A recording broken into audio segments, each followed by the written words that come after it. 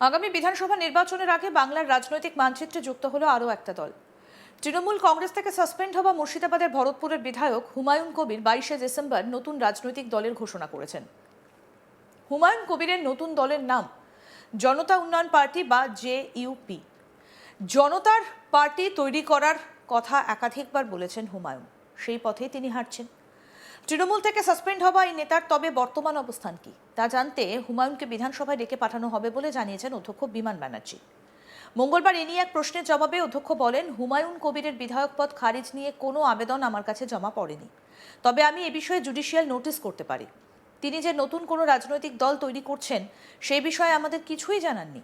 প্রয়োজনে আমি ওই বিধায়ককে ডেকে ব্যাখ্যা চাইতে পারি যে ওনার অবস্থানটা কি। ওনাকে তৃণমূল থেকে সাসপেন্ড করা হয়েছে সেই খবর আমাদের কাছে রয়েছে।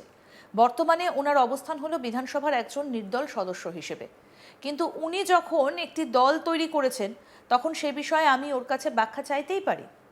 তিনি এরপরই বলেন, প্রয়োজন হলে আমি তাকে ডেকে পাঠাতেই পারি, তবে এখন এই বিষয়ে কিছুই সিদ্ধান্ত হয়নি।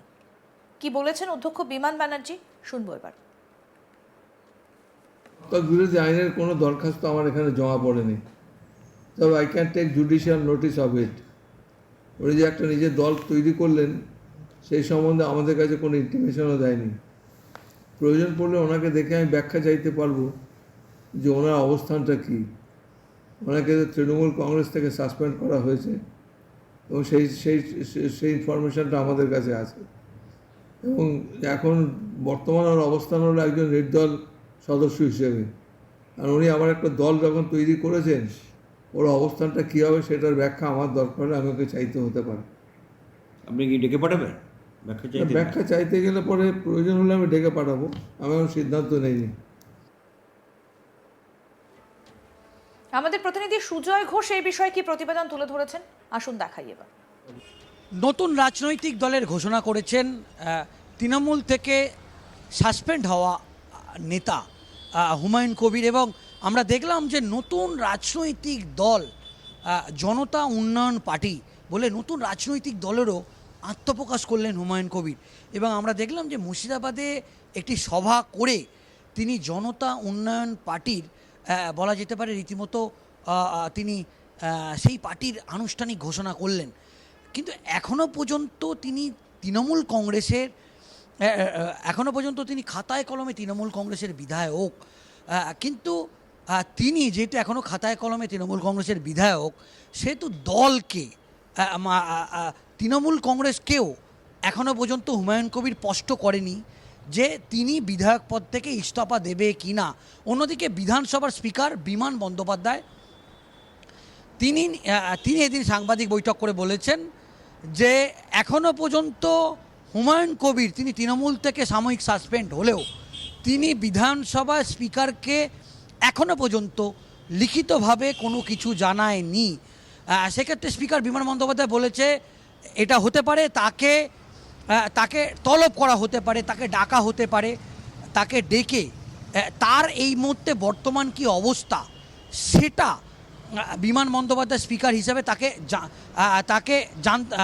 তার যে কি বর্তমান অবস্থা সেটা তাকে জানার জন্য তাকে ডাকা হতে পারে, এবং তার থেকে বর্তমান তার কি অবস্থান সেটা সেই বিষয়টাকে বিস্তারিত জানতে চাওয়া হতে পারে বলে স্পিকার বিমান বন্দ্যোপাধ্যায় জানিয়েছে।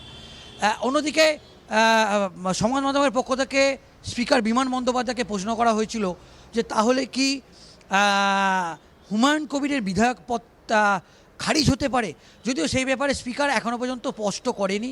স্পিকারের স্পষ্ট বক্তব্য, যেহেতু তিনি তৃণমূল থেকে সাসপেন্ড হলেন এবং যেহেতু তিনি নতুন একটা রাজনৈতিক দল বা নির্দলের তিনি তৈরি করলেন, সেক্ষেত্রে বর্তমান তার অবস্থান কি। আমরা দেখেছি যে বিধানসভায় একটা বড় অংশের যে বিধায়ক বিজেপির বিধায়ক তার একটা অংশ তারা তৃণমূল কংগ্রেসে যোগ দিয়েছিল। মুকুল রায়ের মতো বিজেপির প্রতীকে জেতা বিধায়ক, পদ্ম প্রতীকে জেতা বিধায়ক, তিনি তৃণমূল কংগ্রেসে যোগ দিয়েছিল। এরপর শুভেন্দু অধিকারী স্পিকারকে চিঠি লিখেছিল বিধায়ক পদ খারিজের। এমনকি এই দলত্যাগ বিরোধী আইন প্রণয়নে আমরা দেখেছিলাম তার জল হাইকোর্টে গড়িয়েছিল এবং বিধায়ক পদ খারিজ হয়ে গেছিল মুকুল রায়ের। এরকমও নজির কিন্তু বিধানসভায় আছে। সেক্ষেত্রে যদি হুমায়ুন কবিরের বিরুদ্ধে তৃণমূল কংগ্রেস যদি দলত্যাগ বিরোধী আইনে যদি স্পিকার বিমান বন্দ্যোপাধ্যায়কে চিঠি লেখে বা তৃণমূল কংগ্রেসের পক্ষ থেকে স্পিকারকে যেরকম এই বিষয়ে জানানো হয়, তাহলে হুমায়ুন কবিরের বিরুদ্ধে কিন্তু দলত্যাগ বিরোধী আইনে একটা খাঁড়া নেমে আসতে পারে এবং হাইকোর্টে যদি তৃণমূল কংগ্রেস যায়, সেক্ষেত্রে হাইকোর্ট যদি সেক্ষেত্রে অর্ডার দেয়, তাহলে তার বিধায়ক পদ খারিজ হয়ে যেতে পারে। কিন্তু যেহেতু হাতে সময় একেবারে কম, এখন দেখার বিষয় যে হুমায়ুন কবির শেষ মুহূর্তে কী পদক্ষেপ নেয়। তিনি কি নির্দল আসনে বসে, না তিনি বিধায়ক পদ থেকে নিজেই ইস্তফা দেয়, না তিনি নির্দল আসনে থেকেও বিধানসভার কাজ চালিয়ে যায়। নতুন দল গড়েছেন ভরতপুরের বিধায়ক হুমায়ুন কবির। তৃণমূল থেকে সাসপেন্ড করা হয়েছে তাকে, কিন্তু তারপরে তার অবস্থান ঠিক কী?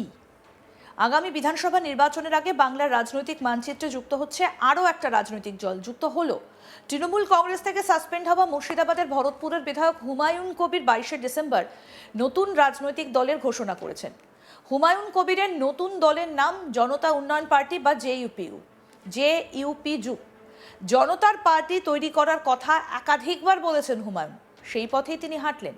তৃণমূল থেকে সাসপেন্ড হওয়া এই নেতার তবে বর্তমান অবস্থান কি তা জানতে হুমায়ুনকে বিধানসভায় ডেকে পাঠানো হবে বলে জানিয়েছেন অধ্যক্ষ বিমান ব্যানার্জি। মঙ্গলবার এ নিয়ে এক প্রশ্নের জবাবে অধ্যক্ষ বলেন, হুমায়ুন কবিরের বিধায়ক পদ খারিজ নিয়ে কোনো আবেদন আমার কাছে জমা পড়েনি, তবে আমি এই বিষয়ে জুডিশিয়াল নোটিশ করতে পারি। তিনি যে নতুন কোনো রাজনৈতিক দল তৈরি করছেন সেই বিষয়ে আমাদের কিছুই জানাননি। প্রয়োজনে আমি ওই বিধায়ককে ডেকে ব্যাখ্যা চাইতেই পারি যে ওনার অবস্থানটা কী। ওনাকে তৃণমূল থেকে সাসপেন্ড করা হয়েছে সেই খবর আমাদের কাছে রয়েছে। বর্তমানে ওনার অবস্থান হলো বিধানসভার একজন নির্দল সদস্য হিসেবে, কিন্তু উনি যখন একটি দল তৈরি করছেন তখন সেই বিষয়ে আমি ওর কাছে ব্যাখ্যা চাইতেই পারি। তিনি এরপরই বলেন, প্রয়োজন হলে আমি তাকে ডেকে পাঠাতেই পারি, তবে এখনও এই বিষয়ে চূড়ান্ত কোনো সিদ্ধান্ত হয়নি। কি বলছেন অধ্যক্ষ বিমান ব্যানার্জি, আসুন শোনাই আপনাদের।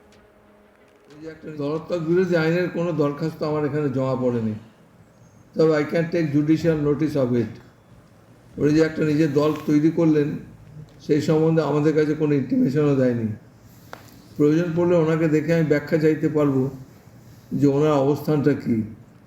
ওনাকে তৃণমূল কংগ্রেস থেকে সাসপেন্ড করা হয়েছে এবং সেই ইনফরমেশনটা আমাদের কাছে আছে এবং এখন বর্তমান ওর অবস্থান হলো একজন নির্দল সদস্য হিসেবে। আর উনি আবার একটা দল যখন তৈরি করেছেন, ওর অবস্থানটা কী হবে সেটার ব্যাখ্যা আমার দরকার হলে আমাকে চাইতে হতে পারে। আপনি কি ডেকে পাঠাবেন ব্যাখ্যা চাইতে গেলে পরে প্রয়োজন হলে আমি ডেকে পাঠাবো, আমি এখন সিদ্ধান্ত নেইনি। আরও আপডেট পেতে দেখতে থাকুন আজ তাক বাংলা। সাবস্ক্রাইব করুন, নোটিফিকেশন পেতে বেল বাটন অপশন প্রেস করুন।